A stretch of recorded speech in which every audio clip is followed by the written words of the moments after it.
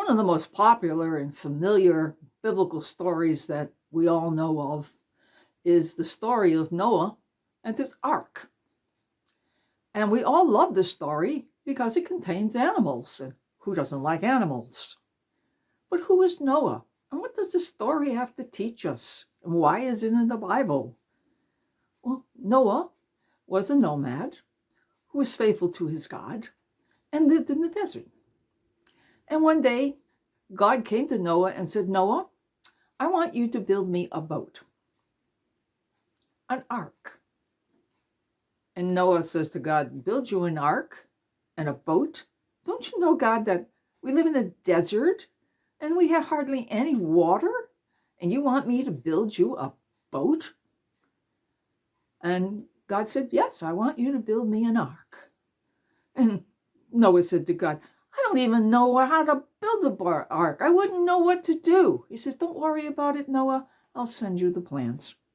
And so Noah goes about using the plans that God sent him, and he goes with his sons, and they cut down wood, and they start to build this boat.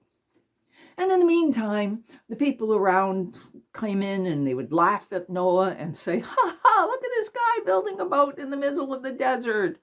Don't they know there's no water in the desert? What are you building a boat for? But Noah didn't care how many times he was made fools of. He continued to do what God wanted him to do, which was to build that boat.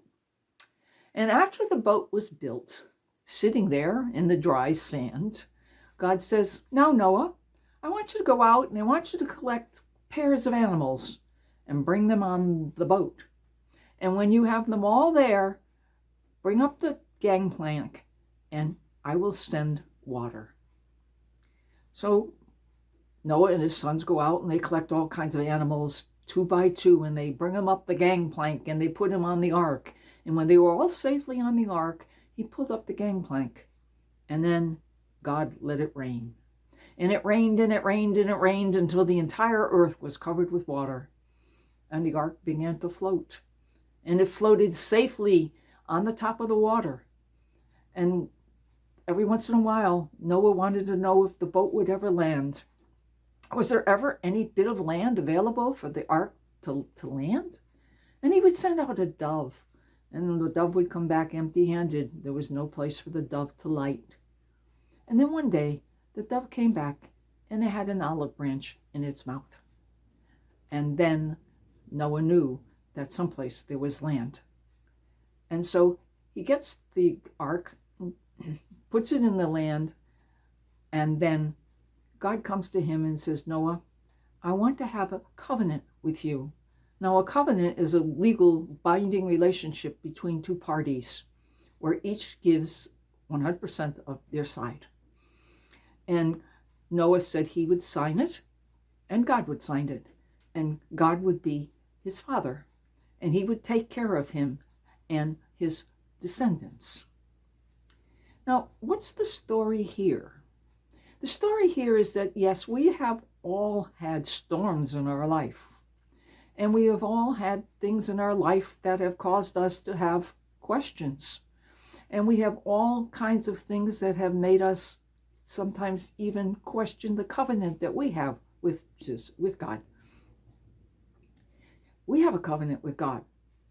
And there have been many covenants in the Old Testament. We have a covenant with Moses, and all the way through the Old Testament there were covenants. But the greatest covenant and the fulfillment of all covenants was Jesus. He was our divine covenant, our divine agreement with the Father.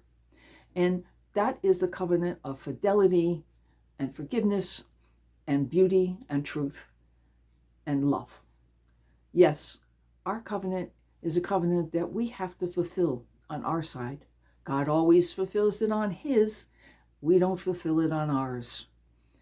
And just as God chose Noah to save the human race, we too are in a state today where there is a question as to, are we savable?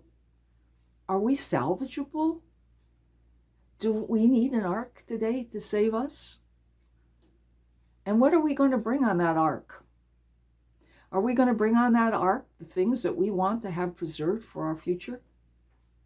What are the things, if you were to ask to fulfill your ark today, what would you bring on your ark? Remember, we can't take material things with us. Those things we leave behind so that the floods of whatever will take over them. But what we bring on our ark is what we bring to eternity. And what will you bring?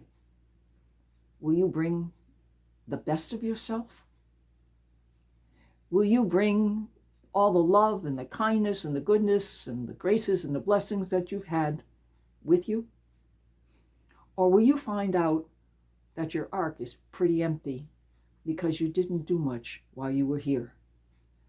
So you have a covenant with the Father that loves you, and that covenant is binding. So do your part.